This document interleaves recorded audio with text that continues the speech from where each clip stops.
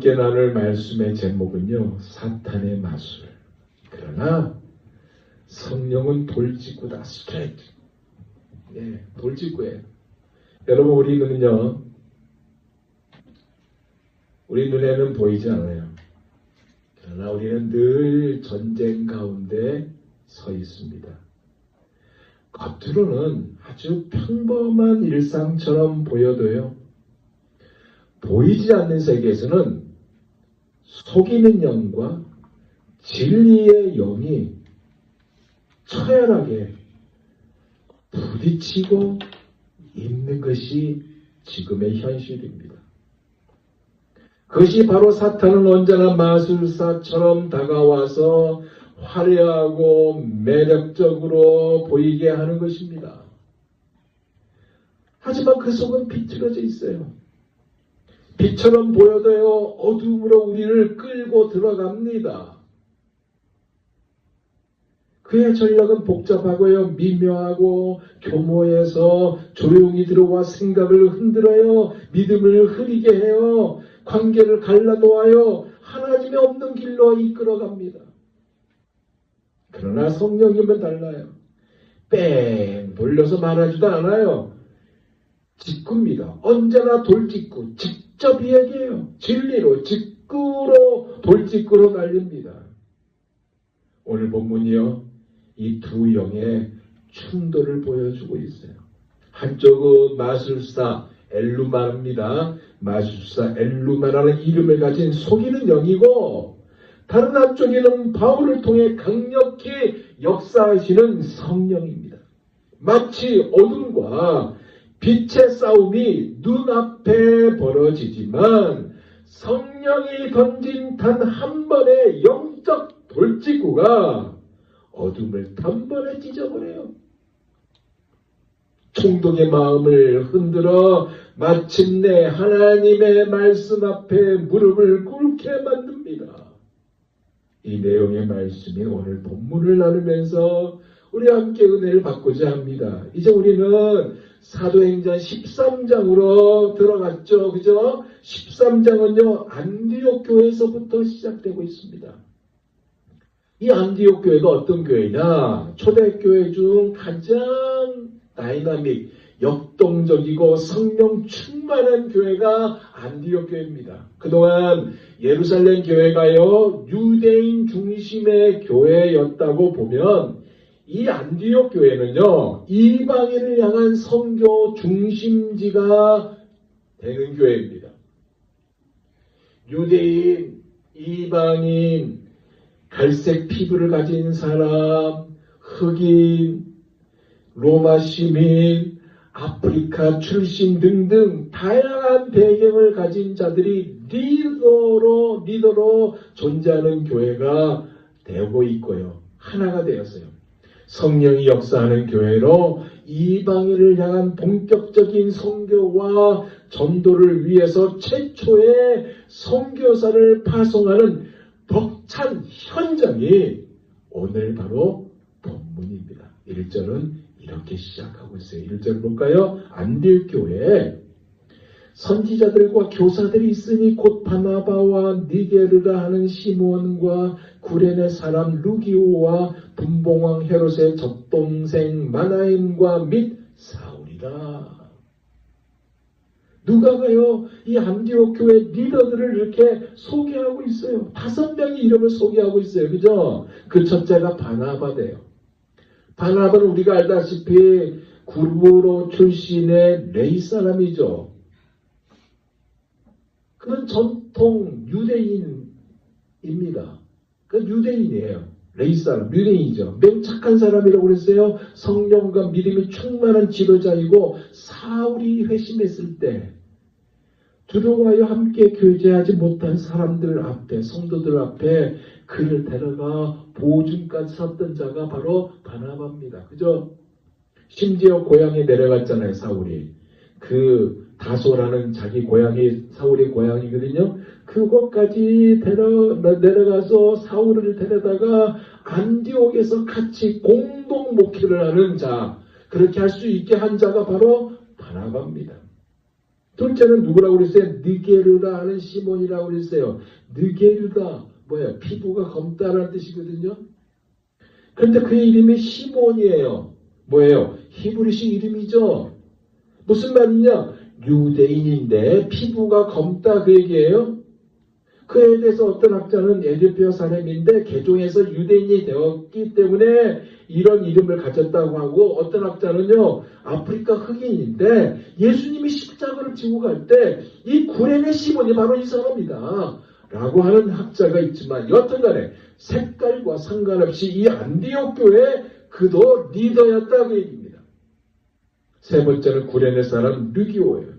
구레네는 지금의 리비아 트리폴리라는 지역이에요. 이쪽에 출신의 사람 르기오네요. 달리 내세울 것이 없죠. 무명의 이방인입니다. 그런데 그도 안디옥 교회 리더였다라고 누가가 소개하고 있어요. 그 네 번째는 분봉왕 헤롯의 젖동생 마나엔. 분봉왕 헤롯 누구냐? 세례 요한을 죽인 헤롯 안티파스가 바로 이 사람입니다. 이 사람의 젖동생이래요. 그러니까 한 어머니의 젖을 먹고 자란 사람, 친형제죠. 이 얘기는 뭐냐? 사람들이 좋아하지 않은 지배층의 사람이다 그 얘기입니다. 불의한 지배층, 계층의 사람이다. 그렇지만 그도 안디옥 교회에 리더였다는 거. 그리고 마지막 사울을 소개하고 있어요. 누가는요 바나바와 사울 굳이 설명하지 않아도 이름만 거론하고 있어요. 왜요? 설명하지 않아도 사도행전 거의 그 이 사람들이 장식하고 있기 때문에 이름만 거론하고 있습니다. 여하튼 이 사람 다섯이요 모든 면에서 다르잖아요. 근데 성령님이 이들을 교회 리더로 섬기게 했어요. 그런데 이 신생교회인 안디옥 교회가요 선교사를 파송하네요. 보세요. 2절에 주를 섬겨 금식할 때 성령이 이르시되 내가 불러 시키는 일을 위하여 바나바와 사울을 따로 세우라 하시니 주를 섬겨 금식했대요. 뭐예요? 성령님의 움직임을 더 알고 싶어서 금식했다는 거예요. 여기까지 인도하신 성령님이 그 다음에는 우리 교회에 무엇을 원하실까라는 그 갈망으로 금식했던 겁니다. 아마 새로운 시대를 맞이하는 현 시점과 교회를 향한 핍박, 즉 박해가 점점 거세지고 있고, 심지어 마더교회인 예루살렘 교회가 점점 어려워지는데 자기들이 섬기고 있는 안디옥 교회는 급성장하고 있잖아요. 그래서 하나님께 우리 교회가 무엇을 해야 합니까? 라고 금식하면서 물으면서 하나님의 하실 다음 일을 기다리고 있었다 그 얘기입니다. 그랬더니 성령께서 하신 말씀이 뭐예요? 바나바와 사울을 따로 세우라 이 말씀이었어요. 그래서 이들 어떻게 합니까? 말씀하신 성령의 뜻을 흐리지 않고 명령에 따라 순종하죠. 3절 보세요. 이에 금식하며 기도하고 두 사람에게 안수하여 보내니라. 금식을 한 번 더 했어요. 그 이유가 뭐냐? 파송하기 전에 공동체 전체가 다시 하나가 되기 위해서 금식을 한 번 더 했습니다. 이렇게 기도하고 둘에게 안수하여 보냅니다. 4절 보세요. 두 사람이 성령의 보내심을 받아 실루기아에 내려가 거기서 배 타고 어디로? 구브로에 가서. 그러니까 첫 선교지가 어디라고요? 구브로, 즉 키프로스라는 이 섬에 큰 섬으로 갔다 이겁니다. 왜 이곳인지 성경은 소개하고 있지 않아요? 그러나 아마도 바나바의 고향이 이곳이잖아요. 그래서 바나바가 첫 번째 제안으로 이곳에 가자고 했을 것이라 생각합니다. 그 이유는 자기 친족들이 예수를 안 믿잖아요. 이 친지들에게 복음을 전하고 싶은 마음이 간절했기 때문에 이곳으로 전하자 정했던 것이라고 생각되고, 또 하나 유대인의 공동체인 회당이 이곳에 많이 있거든요. 그리고 이 회당은 가르치는 티칭 문화가 형성되어 있어요. 그래서 복음을 전할 수 있는 아주 중요한 장소가 회당이었기 때문에 이것으로 첫 번째 사역지를 이 구부로로 정했지 않았을까라고 추론해봐요. 그래서 배를 타기 위해서 실루기아로 가죠. 항구에 배 타고 구부로에 가서 첫 사역인 어디에 도착해요? 살라미에 도착합니다. 5절 보세요. 살라미에 이르러 하나님의 말씀을 유대인의 여러 회당에서 전할세 요한을 수행으로 두었더라. 자, 구부로 동쪽에 있는 큰 항구가 바로 이곳입니다. 이 살라미에 도착해서 회당에 들어가요. 하나님의 말씀을 이방인에게 전합니다. 확장합니다. 회당을 정한 이유는 아까도 말했듯이 유대인들이 이미 구약을 잘 알고 있고요. 그리고 무엇보다도 이 티칭 문화가 회당 안에 있었기 때문에 하나님을 경외하는 이방인들에게 접근이 쉬워서 회당을 정해서 들어가요. 그리고 요한, 마가 복음을 쓴 요한, 마가 요한을 수행으로 두죠. 그가 12장 25절에 나오는 마가라는 요한이에요. 예수님과 제자들과 최후의 만찬을 하셨던 그 장소, 마가의 다락방이죠. 이 불렀던 그곳의 주인이 그의 엄마입니다. 어머니예요. 그의 아들이고 오순절 120명이 기도하다가 성령을 받던 그곳 주인이 마리아거든요. 엄마예요. 그 주인의 아들이며 베드로가 잡혔을 때 간절히 기도하던 바로 그곳을 소유한 마리아의 아들 마가복음을 기록한 자가 바로 이 마가 요한이에요. 이를 수행으로 뒀다 뭐예요? 팀 사역을 하였다고 얘기입니다. 하지만 그가 중간에 떠나죠. 이것 때문에 바울과 바나가 심히 다투어요. 그래서 갈라져요. 훗날 다시 회복되어서 바울 선교에 꼭 필요한 동역자가 되는 자가 바로 이 마가 요한입니다. 여튼간에 어디로 갑니까? 복음을 전하다가 어디로 가요? 로마 총독이 있는 도시. 이방 종교와 마술이 행하는 도시. 진리보다 편리한 영적 조언을 더 좋아하는 영적 이 어드바이스를 더 좋아하는 그러한 분위기의 한복판에 바보라는 이 도시에 바나바와 사울이 들어갑니다. 6절 보세요. 온 섬 가운데로 지나서 바보에 이르러 바예수라는 유대인 거짓 선지자인 마술산을 만나니 자, 그부로의 살라미라는 동쪽 항구에서부터 복음을 전하기 시작하면서 서쪽으로 이렇게 가로지르면서 가요. 복음을 전하고 마침내 어디에? 바보에 도착했습니다. 바보. 저는 어렸을 때 이 바보, 성경에 바보라는 단어가 있는데 바보? 우리가 이 바보야 할 때 그런 바보일까? 그렇게 생각하는데 그게 아니고요. 영어로 페이포스입니다. 헬라어로 파포스. 이 파포스가 번역으로 우리나라에 한국말로 바보로 번역됐어요. 구부로의 큰 도시에. 근데 이곳에 뭐가 있냐? 비너스 상인데 어마어마한 큰 비너스 상이 이 안에 있어요. 무슨 얘기예요? 음란한 도시다 그 얘기입니다. 로마 제국 산하에서 온갖 못된 짓은 다 할 수 있는 유일한 곳이 이 바보입니다. 그러다 보니 별명이 뭔지 아세요? 더럽고 추잡스러운 일들을 다 한 도시, 이 도시에 대한 별명이 더러운 동네라는 이름입니다. 그런 별명이 있어요. 이곳에 바울과 사울이 도착합니다. 근데 그곳에 누가 있었다고요? 총독이 있었다고 그랬잖아요. 총독 이름이 뭐라고 했어요? 서기오 바울, 세르기오 바울이라고 했습니다.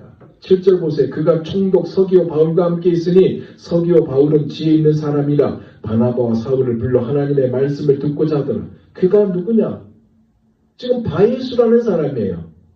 총독은 지성적이고 사유가 깊고 진리를 탐구하는 사람이라고 얘기하고 있어요. 그래서 바울과 바나바를 불러서 하나님의 말씀을 듣고자 했다고 했습니다. 그런데 6절에 보니까 총독 곁에 누가 있었다고요? 마술사 엘루마가 있었다고 그랬어요. 본명은 바예수예요. 유대인 출신입니다. 엘루마예요. 즉 마술사죠. 선지자라고 속여서 총독의 영적 조언자 역할과 로마 관리들에게 영향력을 행사한 자입니다. 사탄의 거짓 기적을 통해 미혹한 자가 바로 이 사람이었습니다. 근데 당시 문화는요, 여러분, 고급 관리들이 다 이런 박수무당을 한 명씩 다 데리고 있었습니다. 이게 문화예요.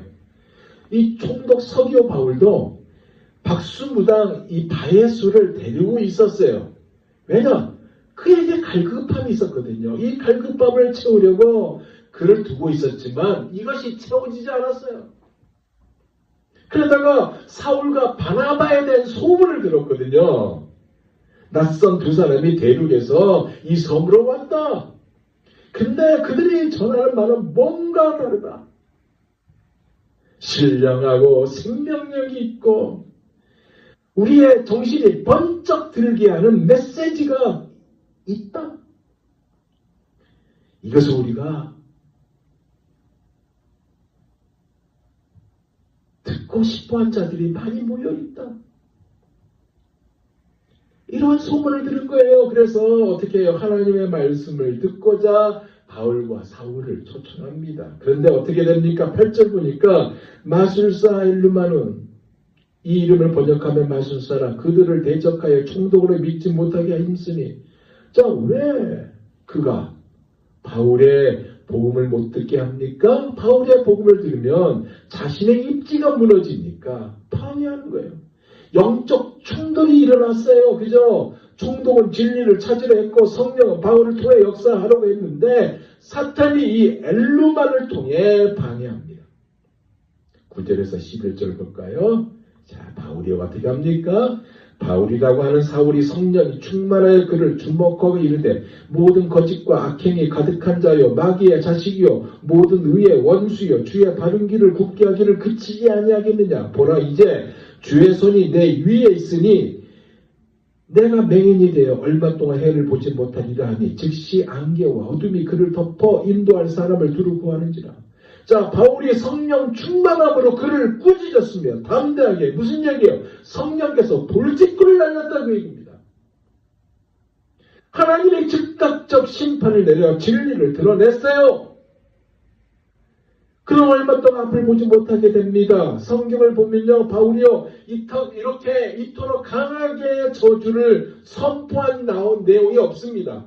오직 여기에만 나와요. 엄청난 저주를 퍼부었어요. 왜 이렇게 엄청난 저주를 퍼부었을까요? 이 박수무당 바예수에 대한 분노가 아니에요. 마귀에 사로잡혀 있는 그의 영혼을 사랑했기 때문에 그 영혼을 사로잡고 있는 마귀를 향해서 분노하여 통렬하게 준엄하게 저주를 선포했던 것입니다. 그 실체에 대해서 정확하게 보라고 한 것이에요. 그래서 이 결말이 어떻게 해요? 12절 보세요. 총독이 주의 가르침을 놀랍게 여겨 믿더라. 이것이 오늘 본문의 내용이에요, 여러분. 자, 그러면 오늘 본문은 우리에게 무엇을 말하고 있을까요?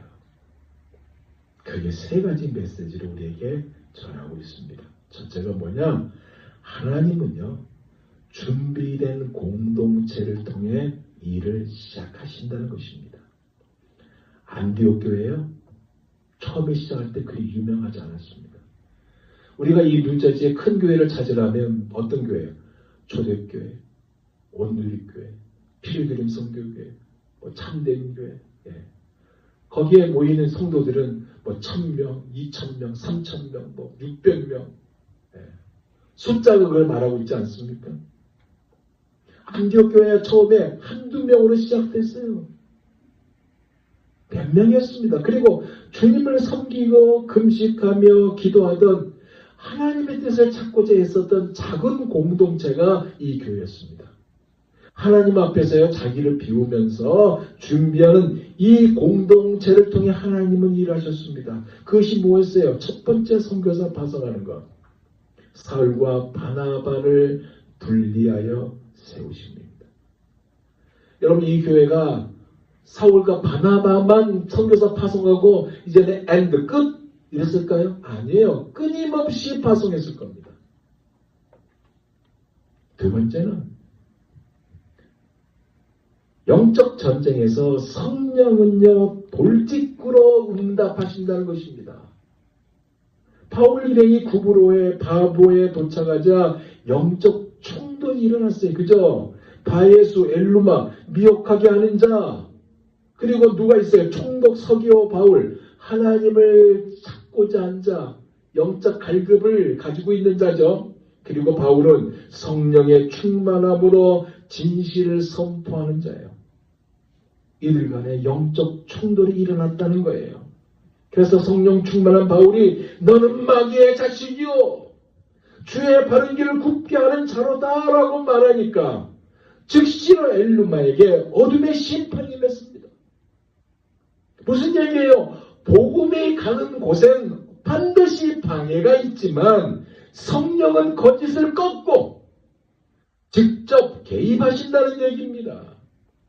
복음은 결코 세상의 마술과 거짓보다 약하지 않다는 얘기예요. 성령은 복음을 방해하는 모든 힘을 돌직구처럼 뚫고 지나가신다 이 말씀입니다. 마지막 세 번째는요. 복음의 목적입니다.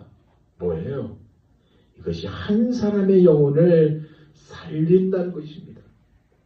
모든 싸움, 긴장, 영적 전쟁 후에 남은 결론이 오늘 본문에 무엇이라고 마무리되고 기록되고 있습니까? 총독이 주의 가르침에 놀랍게 여겨 어떻게 해요? 믿으니라. 할렐루야. 누가는요. 하나님께서 승리하셨다는 이 승리의 과시가 목적이 아니라 한 영혼을 구원하기 위한 하나님의 사랑의 싸움이었음을 말하고 있습니다. 이것이 무엇이에요? 바로 하나님의 마음이라는 이것이라고 누가는 말하고 있다는 거예요. 즉 하박국서 2장 14절 말씀처럼 이는 물이 바다를 덮음같이 여호와의 영광을 인정하는 것이 세상에 가득합니다. 이것이 복음의 목적이고요. 이것이 하나님의 마음이고요. 이것을 위해 이 둘은 바보에서 복음을 전했습니다. 사랑하는 여러분, 오늘부터 대림절이 시작되었다고 했습니다. 대림절은요. 단순히 성탄절을 준비하는 기간이 아닙니다. 초대교회부터 내려온 전통입니다. 어둠 속으로 직접 들어오신 예수님의 우리를 위해 오심을 기념하는 절기입니다. 하나님의 아들이요 화려한 궁전이 아니라 가장 낮고 어두운 마구간으로 오셨습니다. 세상은요 환영할 준비가 되어 있지 않았고요 사람들도요 주님을 위한 자리를 마련하지 못했습니다. 그러나 잘 꾸며진 자리가 아니라 준비되지 않는 자리, 빛이 필요하고 소망이 끊어진 어두운 곳으로 오셨습니다. 왜요? 오셔야만 했기 때문에 오셨습니다. 빛은요 어둠 속에 있어야 빛이 되고요 의사는요 병든 사람에게 있어야 의사가 되고요 구원은 쓰러지고 상한 영혼 가운데서만 은혜가 됩니다. 그래서 서기오 바울에게 찾아왔습니다. 그런 지성과 권력으로 부장한 총독이죠. 하지만 그의 마음에는 어둠이 있었고 거짓 선지자 바예수의 속임수에 흔들리고 있었습니다.